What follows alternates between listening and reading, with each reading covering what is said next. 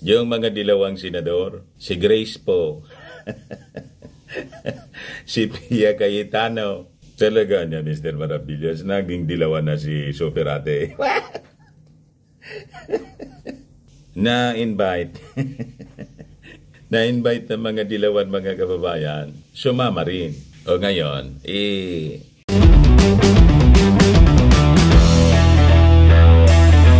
napanood mo niya, Mr. Maravillas, yung prayer ni Superate sa GIL event. Napanood ko po sa balita. Sabi ni Senator Amy Marcos, pinanalangin ng kanyang kapatid na presidente, President Bongbong Marcos. Aplosin mo nawa niya. Aplosin mo niya, Panginoon, ang puso ng aking kapatid. Buksan ninyo ang kanyang mga mata at ilayo sa mga demonyo.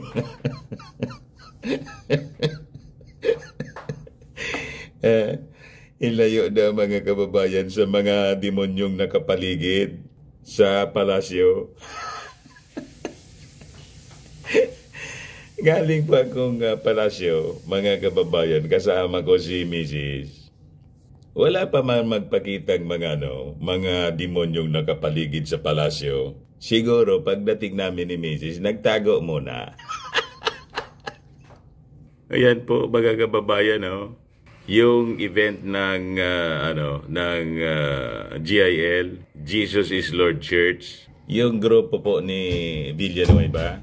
Grabe naman na niya, Mr. Maravillas, si Superate. Sino kaya niya, Mr. Maravillas, ang tinutumbok ni Senator Amy Marcos na mga demonyo sa palasyo?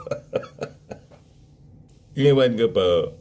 Pero malamang may mga masamang espiritu talaga, mga kababayan, na nakapaligid sa ating Pangulo. Hindi yun mawawala, tulad ng kanyang tatay.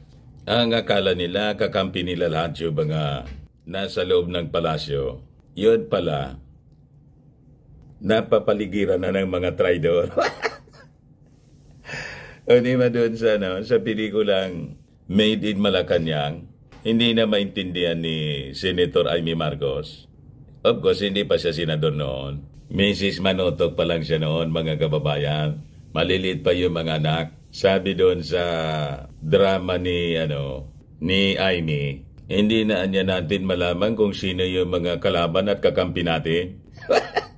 Di ba? Siguro niya, Mr. Maravillas, ang tinutumbok ni Senator Amy, ni Superate, yung mga nasa palasyo niya na naglilik ng mga chismis sa mga vloggers.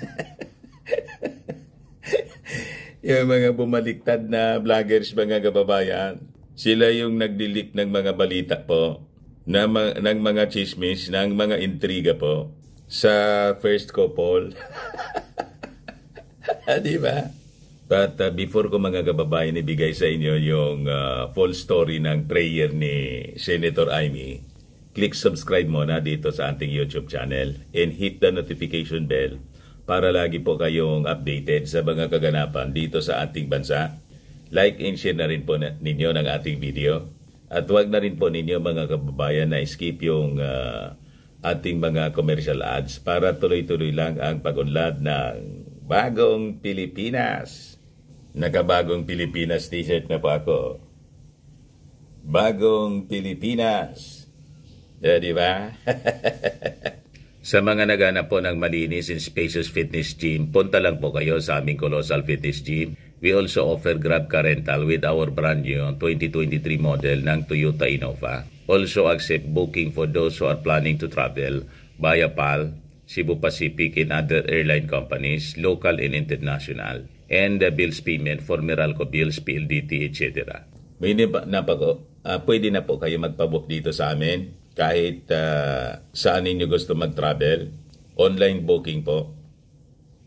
Para makamura po kayo. Pati sa mga hotel po, may paymaya na din po kami dito at Bayad Center. Ang Colossal Fitness Gym is located at 3rd floor, Security Banga Building, Lanco Business Park, Legazpi City, Albay.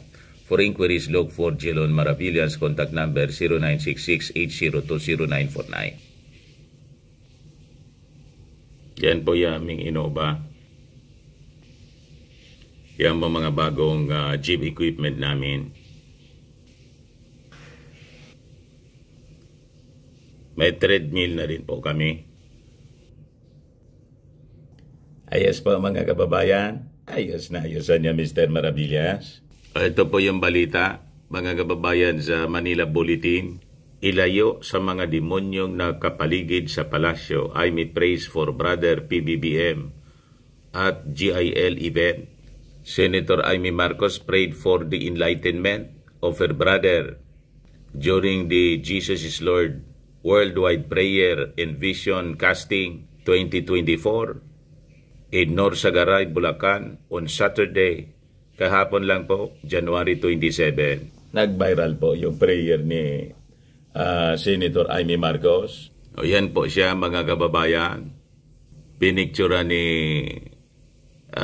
ng Office of Senate Majority Leader Joel Villanueva. Yung Jesus is Lord Church po, ang namumuno dyan, si Congressman Eddie Villanueva, yung tatay ni Senator Joel Villanueva, na isang dating dilawan.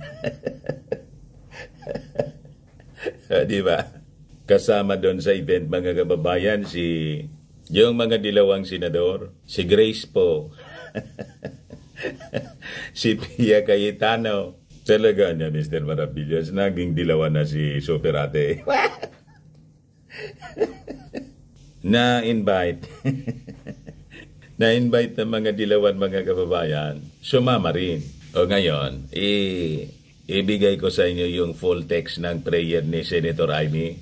Ayan po, sabi niya, Panginoong Diyos, iniaalay namin sa iyo sa araw na ito ang lahat ng aming iisipin, gagawin at sasabihin. Punuin mo ang aming mga puso ng biyaya upang ang lahat ng aming gagawin o hindi magagawa ay naaayon sa banal mong kalooban. Tulungan mong mahalin ka namin ng buong isip, ng buong puso, ng buong lakas. Naway maging inspirasyon ka namin sa aming mga gagawin para sa ikagiginhawa ng aming kapwa, ng aming pamayanan, ng buong bansa. Inilalapit ko sa iyo ang bayang ito. Kami po ay iyong iadya sa makasariling ambisyon, kawalan ng malasakit at pagkabulag sa kapirasong kapangyarihan. Palakasin niyo po ang kalooban at kalusugan ng aming mga pinuno ng bayan upang makapaglingkod ng may katapatan, simpatsya at pananagutan. Basbasan niyo po ng katapangan ang mga kapako, senador upang manindigan para sa aming institusyon, konstitusyon at mandato ng taong bayan. Ipaalala sa Kongreso na sagrado ang tiwala ng bawat Pilipino na ang botong ipinagkakaloob sa bawat halal na pinuno ay bunga ng kalayaan at demokrasya. Protektahan nawa ninyo ang Vice Presidente, ang kagandahang taglay ng kanyang puso, pagiging matiisin, mapagpatawad at mapagkalinga. Haplusin nawa ninyo ang puso ng aking kapatid, ang Pangulo ng Pilipinas. Buksan niyo ang kanyang mga mata at bigyan niyo ng kaliwanagan ng pag-iisip. Gisingin ninyo po siya at ilayo sa mga demonyong nakapaligid. Ipaalala niyo sa kanya ang pangarap ng aming Ama para sa bayan. Maging gabay niya sana ang kasaysayang humubog sa aming pamilya. Pakinggan niya ang sumamo ng nakakarami. Huwag biguin ang mga nagtiwala. Huwag sayangin ang pagkakataon upang ipaubaya ang bayan sa mga sakim at uhaw. Sa atensyon at sa bawat araw ng panunungkulan ay laging ihuli ang anumang pansarili. Bigyan niyo po ng lakas ng loob ang bawat Pilipinong hinahamon ang kasalukuyan, manindigan para sa tama at labanan ang puwersa ng mga mapandinlang na umaabuso sa kawalang malay ng mga pamayanan dahil sa katakawan sa kapangyarihan. Kami po ay lumililong, itinataas ang aming mga dalangin para sa mas makatotohanang pagbangon at pagkakaisa. Huwag niyo pong pabayaan ang pinakamalaga kong kapatid, ang taong bayan. Bilang kami pong lahat ay mga anak ng bayan at anak ng Diyos, tahanan ang bansang Pilipinas, kaisa ng buong mundo sa pangarap ng kaunlaran at biyaya ng kapayapaan. Amen. Yun ang panalangin po ni Super Ate. May patama po sa kanyang pinsan na namang buo na si Martin Romualdez, abang napakaganda ng kanyang sinabi sa panalangin para kay Inday. Si Inday daw, mga kababayan, may kagandang taglay sa puso, matiisin, mapagpatawad at mapagkalinga. Baga naman na niya, Mr. Maravillas. Double talk din yung prayer ni Super Ate doon sa GIL. Kasi yung mga sinabi niya doon, lahat baliktad. Baliktad po sa description ni Inday, mapagpatawad, matiisin. Ang katotohanan po, si Inday po palaway. Ang mapagpatawad po si Martin Romualdez. Kasi si Martin po, hindi man pinapatulan si Inday. Namimiss nga daw po ni Martin si Inday. At sabi ni Martin, mataas pa rin ang kanyang respeto sa Vice Presidente at Education Secretary. Ano niya, Mr. Maravillas, yung sinasabi ni Super Ate, na yung kanyang kapatid na si BBM, gusto niyang gisingin sa pagkatulog. At iadya, ilayo po sa mga nakapaligid na demonyo sa palasyo. May katotohanan naman po talaga. Kasi sa sobrang bait ng ating Pangulong Bongbong Marcos, kahit alam niya may mga naiwan pa kasi yung dating administrasyon siyempre na mga nasa loob ng palasyo. Pero ang loyalty po, hindi man sa mga Marcos, kundi sa mga Duterte. Baka yun po. At yung iba dyan, mga dilawan po, mga Rabi Dilawan, na siyang source ng mga intriga at fake news, marites, sa Palasyo Malacanang na ginagamit ng mga critics ng ating Pangulong Bongbong. Baka yun ang ibig sabihin po ni Super Ate, na iadya sa mga nakapaligid na demonyo. So ang ibig niyang sabihin, gumising ka niya kapatid. May mga traidor na niya dyan sa... Hayaan mo ako bilang Super Ate mo. Siyempre, mahal kita.